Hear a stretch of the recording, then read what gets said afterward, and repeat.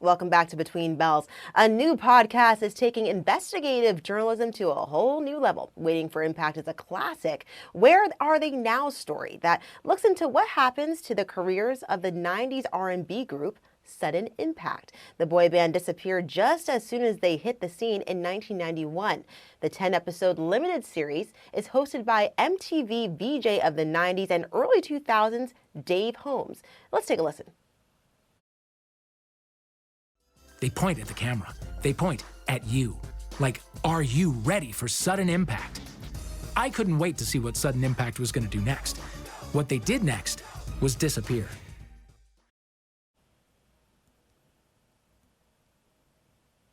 Sounds so good. Okay, now joining us now is Dave Thanks. Holmes, TV personality and host of Waiting for Impact. Welcome. Now, not a lot of Thank people you. have heard of the group Sudden Impact, but how did you find out about them? Well, I mean, I remember watching that video in 1991 from Motown Philly over and over and over because it got played nonstop.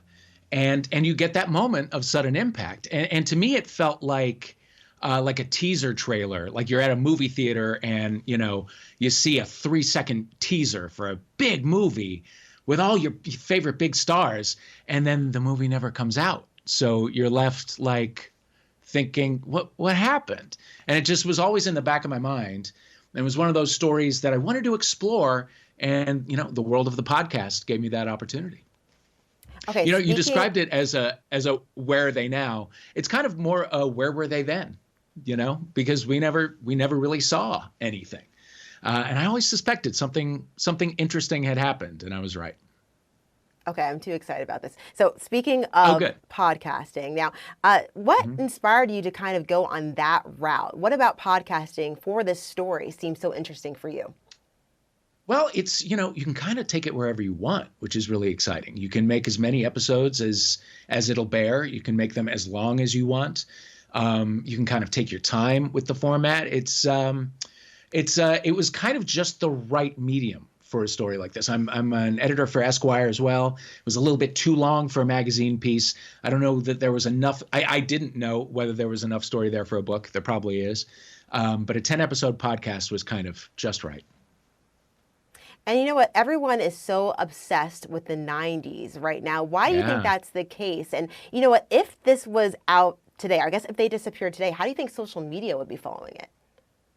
Well, that's the thing. This whole thing happened 5 minutes before the internet. So Sudden Impact came and went and didn't leave a trace. Now you leave, a trail of digital breadcrumbs, So if after your career is over, if you have a moment, there's still something left behind for people to look at years later. You can still interact with your fans for as long as you want to. Back then, there was really nothing. There was no whatever magazine or newspaper articles were written about them in 1991 were on paper that is now, in some archive somewhere, if it exists at all.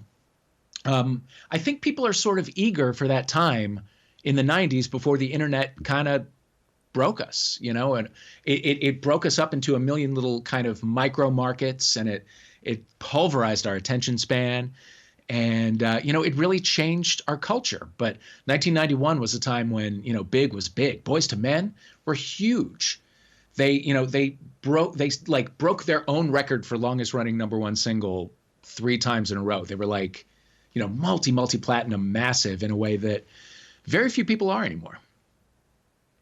That is so true. And to get to, I guess, the point of why they disappeared throughout your investigation, you're talking to comedians, actors, major people in the entertainment world. Was there anything that really shocked you about this disappearance?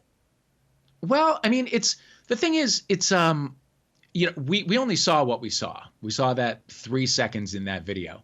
And it was, it was tempting to think that that's all they ever did and that they, their career ended immediately afterwards, but it didn't. They went on for years and years and, barked up a forest full of wrong trees. They were just, success in entertainment boils down many times to just being in the right place at the right time. And they were at the wrong place at the wrong time a lot of times. And that is an experience that's really universal. Everyone I know, even the most successful of my friends or the people that we went after for interviews, everybody has a project that they were so excited about, that they were sure was going to happen, that didn't, for whatever reason. Everybody's been ghosted by an executive who was really excited about a project that they were pitching. It's all, we've all had that experience. We're all kind of sudden impact to somebody's Boys to Men. Everybody's a little bit less successful than somebody, except for for the most successful person in the world. But even that person probably feels like a loser for some other reason. And, everybody has had this sudden impact moment. It's universal. That's so true. And one last question, which we're kind of touching on right now. Yeah. What do you hope that listeners take away from this podcast? The thing that kept me inspired and engaged through the whole thing was that it's a story about boldness, about audacity. These guys got their moment through bold action that I don't want to spoil, but that is unbelievable. They got that moment in that video because Michael Bivins of Belle Biv DeVoe was bold enough to be like, they're going to be huge, and he just put them in. Everyone I talked to has success that can be traced back to a moment of bold action, and that's the same for me as well. And kind of researching this story and other people's stories reminded me to be bold. There's some good life lessons in here, if you can believe it. I really like that. Be bold. Well, thank you, Dave Holmes, TV personality and host of the podcast Waiting for Impact. You can take a listen to episodes right now on Apple Podcasts or Amazon Music.